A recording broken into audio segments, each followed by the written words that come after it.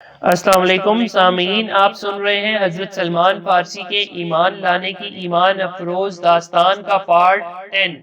مابے کے جانے کے دوسرے دن بحرہ مراقبے میں تھا اور اس کا مرید استفانوس اس کے سامنے سر جھکائے دوزانوں بیٹھا روحانی سیر کر رہا تھا کہ بحرہ نے اچانک چونک کے کہا، بس مراقبہ بیکار ہے، اب مجھے اس میں لطف نہیں آتا، عبادت الہی کے سوا یہ سب چیزیں بے سود ہیں۔ استفانوس: یوں تو میں تابع فرمان ہوں، لیکن یہ مراقبہ عبادت نہیں ہے؟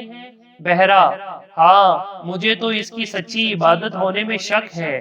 بحرہ: عبادت تو خدا کی پرستش کا ایک خاص طریقہ ہے جو ہم جیسے لوگوں میں ہے، اور مراقبہ ایک خاص تصور ہے جس میں تم زیادہ تر اپنے مرشد کا خیال پیش نظر رکھتے ہو، اور میں اپنے شیخ اور دیگر مشہور اولیاء سلف اور صلیب اور تسلیت کا تصور اپنی نظر کے سامنے قائم کرتا ہوں، اور یہ چیزیں اب مجھے خلاف اور مشتبہ سی نظر آتی ہیں۔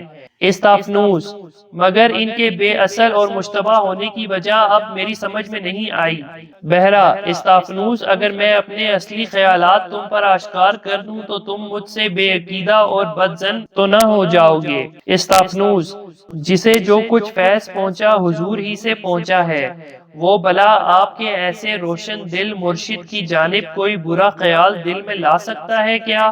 بحرہ: سنو، جب میں نے کلامی بحثوں اور ذات باری کے متعلق طرح طرح کی خیال آرائیاں کرنے کے بعد رہبانیت کی زندگی اختیار کی ہے تو جستجوئے حق کے متعلق میرے دل میں طرح طرح کے برے خیالات اور شکوک و شبہات گزرتے ہیں، اور جن اصول مذہبی پر ہماری روحانیت کا دار و مدار تھا ان پر مجھے اطمینان نہ ہوتا تھا۔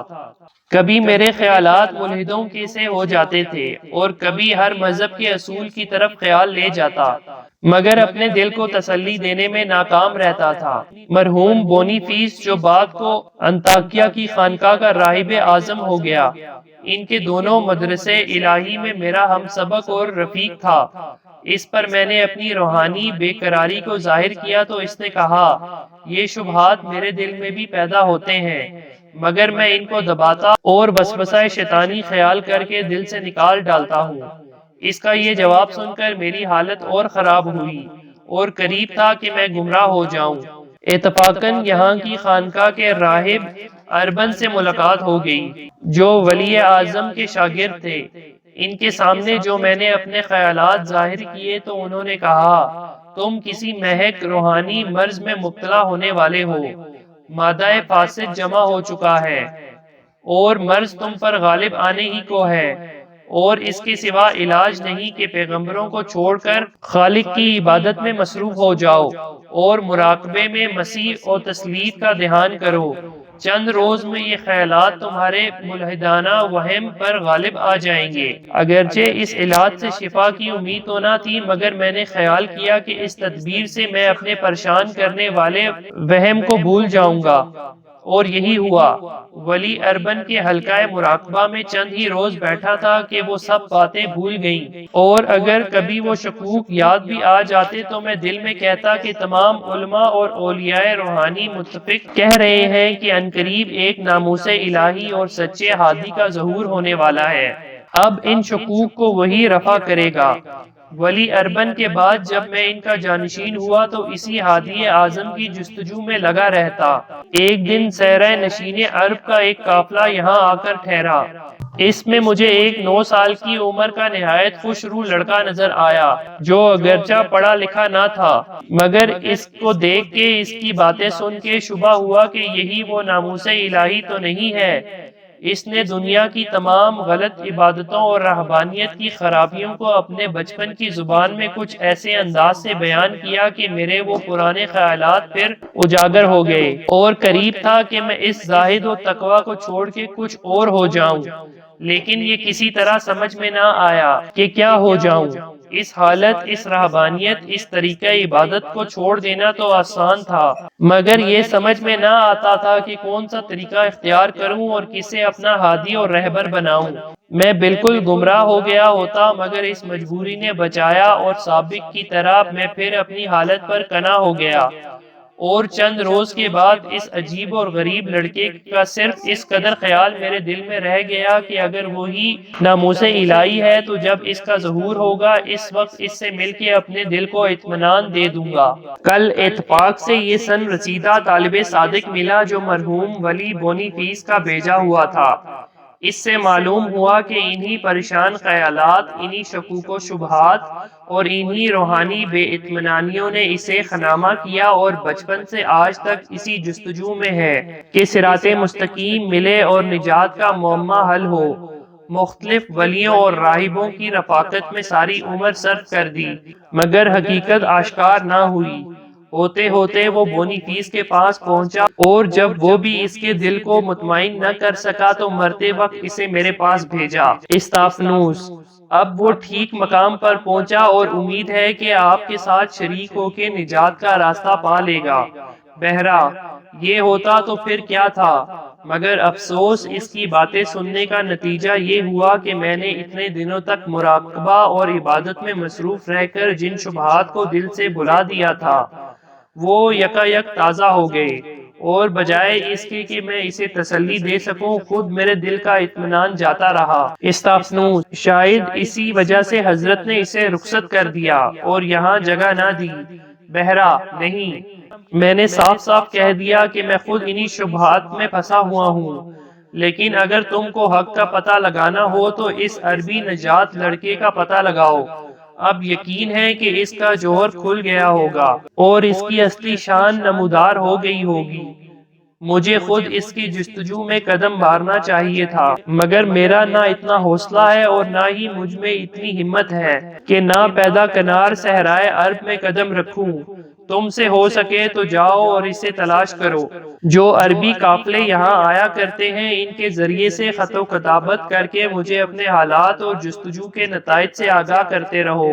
وہ دھن کا پکا اور مجھ سے زیادہ طالب حق تھا، فوراً آمادہ ہو گیا اور بغیر اس کے کہ اس کی گفتگو کے بعد ایک گھڑی بھی یہاں ٹھہرا وہ چل کھڑا ہوا۔ استفانوس مگر آپ نے اسے اس عرب لڑکے کا کچھ پتہ نشان بھی دیا؟ بہرہ مجھے خود ہی نہیں معلوم اسے کیا بتاتا۔ استفانوس تو بغیر یہ معلوم کیے ہوئے کہ کس سرزمین، کس علاقے اور کس شہر میں وہ عرب نوجوان ملے گا اور اہل عرب کے کس قبیلے سے اس کا تعلق ہے، یہ شخص کیوں کر پتہ لگا سکے گا؟ بہرہ چاہے کچھ بھی نہ معلوم ہو مگر وہ منزل مقصود تک پہنچ جائے گا۔ یاد رکھو سچا طالب مطلوب کو کسی نہ کسی طرح پا ہی جاتا ہے۔ استفانوس بصرہ میں عربوں کے قافلے روز ہی آیا کرتے ہیں، اگر اس شخص نے کوئی شہرت حاصل کی ہوگی تو ان لوگوں کو ضرور معلوم ہوگا۔ کیا یہ اچھا نہ ہوتا کہ یہیں ٹھہر کے وہ اس ہادی عرب کا پتہ لگاتا؟ بہرہ طالب صادق میں نہ ضبط ہوتا ہے نہ صبر۔ خیر اب مجھے تم سے یہ کہنا ہے کہ یہ ذکر تمہارے سامنے اس لیے چھیڑا ہے کہ عربی قافلوں سے بجائے اس ناموس الہی کے حالات دریافت کرنے کے تم اس طالب صادق کا پتہ لگانے کی کوشش کیا کرو۔ وہ اپنے وعدے کے مطابق خط ضرور لکھے گا اور اس کا بھی موقع نہ ملا تو کسی اور طریقے سے ہمیں اپنی خبر دے گا۔ تم اپنے راہبوں کو سمجھا دو اور خود بھی خیال رکھو کہ کوئی عرب کوئی خط یا پیغام لے آئے تو اسے فوراً میرے پاس پہنچا دینا۔ میں ہر وقت اس کے پیغاموں اور خطوں کا منتظر رہوں گا۔ استفانوس اپنے مرشد کے حکم کی تعمیل کا وعدہ کر کے واپس آیا اور اسی دن تمام راہبوں کو بتا دیا کہ اب جو عربی قافلے آئیں ان کے ہر مسافر سے مل کے وہ اس پر اسرار درویش کا حال ضرور دریافت کیا کریں جو آج ہمارے مرشد بحرہ کی قدم بوسی حاصل کر کے صحرائے عرب میں چلا گیا ہے۔ سب نے وعدہ کیا اور 2 ہی 4 روز کے بعد سے ان تمام عربوں سے جو اس خانقاہ میں یا بصرہ کی کسی کارواں سرائے یا کسی اور جگہ فروکش ہوئے تھے اس شخص کا حال ضرور پوچھا جاتا۔ 3 مہینے کسی سے کچھ پتہ نہ چلا مگر تیسرے مہینے اتفاقاً بنی غسان کے نمرد آزما سواروں کا ایک رسالہ بصرہ میں آیا جو اپنے فرما روا حارس کی ایک شہنشاہ روم ہرقل کے پاس لیے جاتے تھے۔ اس لیے کہ ہرقل ان دونوں ایرانیوں پر فتح حاصل کر کے شان و شوکت کے ساتھ ارض شام میں آیا تھا اور انطاکیہ میں مقیم تھا، اور ان اطراف کے تمام حاکموں اور فرمانبرداروں کا فرض تھا کہ خود حاضر ہو کے یا کسی سفارت کے ذریعے سے اظہار اطاعت کریں۔